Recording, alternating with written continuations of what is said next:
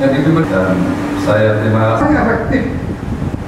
Kata yang sifatnya umum adalah kemarin, sekarang mau dinaikkan politik keamanan. Orang pro Papua itu yang pasti minimal 92%. Loh, Bapak dari mana datanya? Gampang kok datanya. Dari BIN. BIN itu melakukan penelitian, survei dengan berbagai perguruan tinggi, dipresentasikan bulan November di kantor Menteri Keuangan, saya yang memimpin. Isinya tuh rakyat Papua 82% setuju otsus, 10% bilang terserah. Terserah ini berarti kan setuju juga, tapi tidak urusan materinya. Yang 8% menolak. Nah, 8% inilah yang disebut kelompok separatis. Siapa itu kelompok separatis? Ada 3. Yaitu kelompok politik yang berjuang resmi melalui organisasi-organisasi politik. Ada PNPB, ada apa lagi, itu kelompok politik. Yang kedua ada kelompok klandestin. Yaitu mereka yang menyusup diam-diam untuk memperjuangkan kemerdekaan. Ada yang nyusup ke sana, lobby ke sini. Tidak dalam bentuk organisasi tertentu. Nah, lalu yang ketiga ada KKB, kelompok kekerasan bersenjata.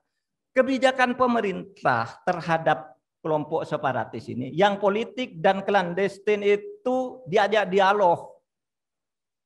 Nggak ada kok orang yang punya gerakan politik ngajak berbicara, ngajukan keinginan, kok ditindak secara militer, ditindak oleh polisi, tidak ada. Tidak boleh. Yang klandestin juga. Apa bentuknya? Kita operasi politik. Pemerintahan, jalan, lalu dialog, kunjungi, bangun kesejahteraan, diajak kerjasama. Operasi intelijen, penggalangan ke tokoh-tokoh. Operasi teritorial. Tugas-tugas pemerintahan, polisi, TNI, dan sebagainya.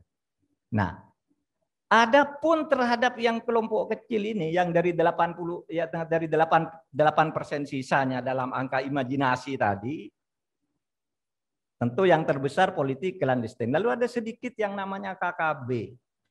Nah, terhadap KKB inilah kita menyatakan akan menegakkan hukum, Gakum, sesuai dengan Undang-Undang Nomor 5 Tahun 2018. Pemberantasan tindak pidana terorisme.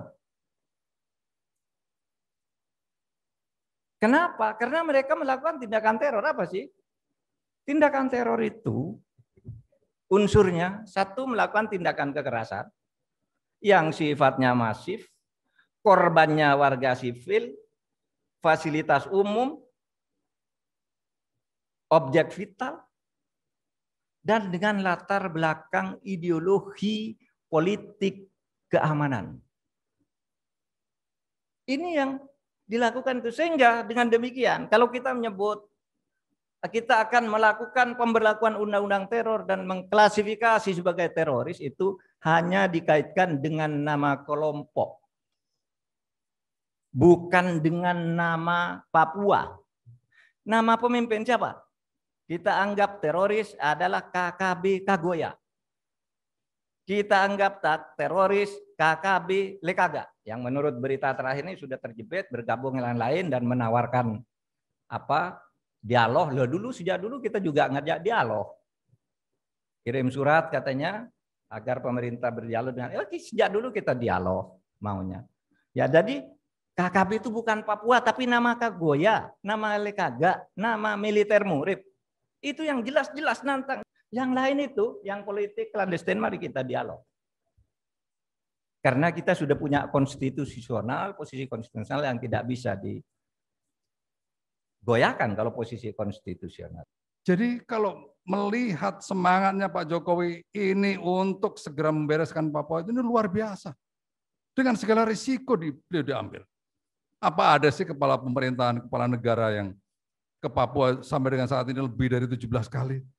Enggak mungkin ada itu, enggak ada itu yang menyamai. Beliau lebih dari 17 kali mundar-mandir ke Papua.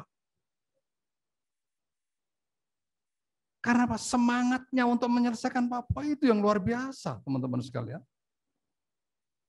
Gitu.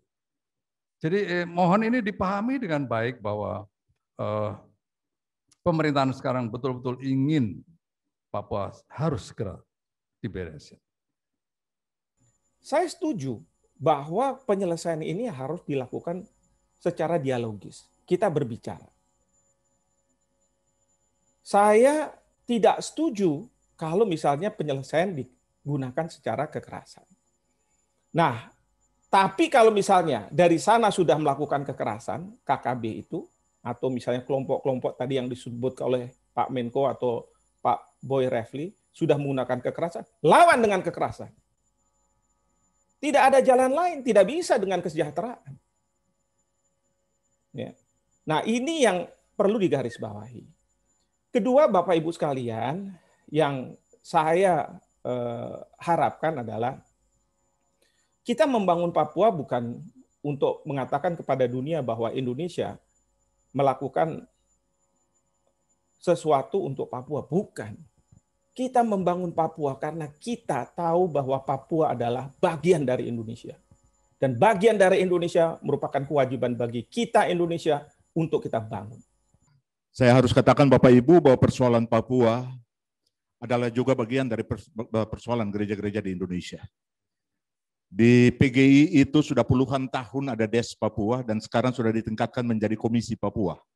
Ya, yang berisikan banyak expert Papua.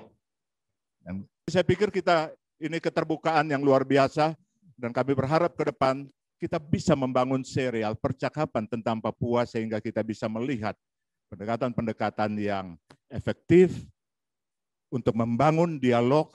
Kalau pilihannya dialog seperti apa, implementasi dialognya bagaimana, ini mungkin. Dan kami siap dari Persekutuan Gereja-Gereja di Indonesia untuk memberikan kontribusi apapun juga ketika dibutuhkan berdasarkan kapasitas kami. Terima kasih. Baik, semua dari tadi kontestasi tentang ide dan apa yang sudah dilakukan.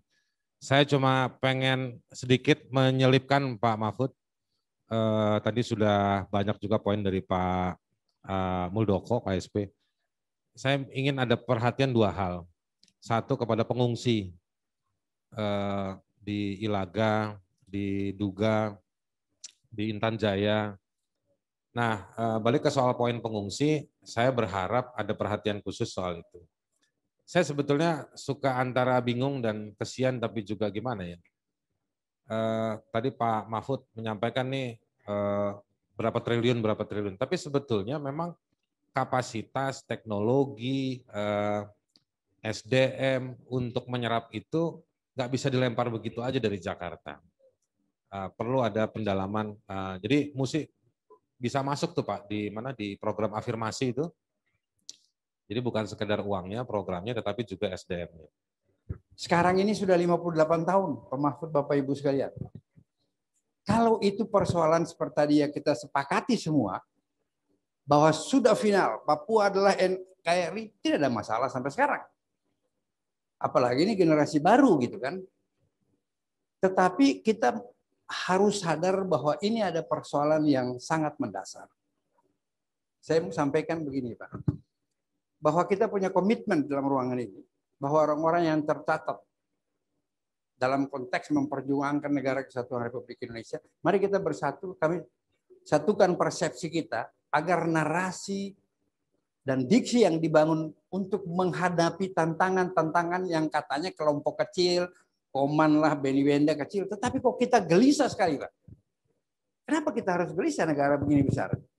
Masyarakat pada umumnya, terutama generasi muda di Papua, belum paham tentang anggaran. Jadi hasil-hasil ini yang perlu kita edukasi, kita menjelaskan. Jangan ada lagi rekayasa, jangan ada lagi tidak ada pendampingan, pengawasan dan sebagainya. Begitu kita kasih dana, kita pikir, oh semua dilaksanakan dengan baik. Ternyata tidak, dikorupsi juga oleh orang Papua.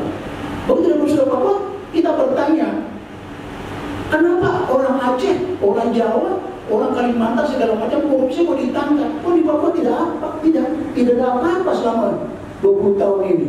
Aneh kan Pak Mahfud? Ini harus dituntaskan gitu loh. korupsi, melakukan pelanggaran hukum. Tidak ada alasan bagi pegawai apapun dia, mau jabatan gubernur kayak apa, melakukan korupsi di Republik ini tanpa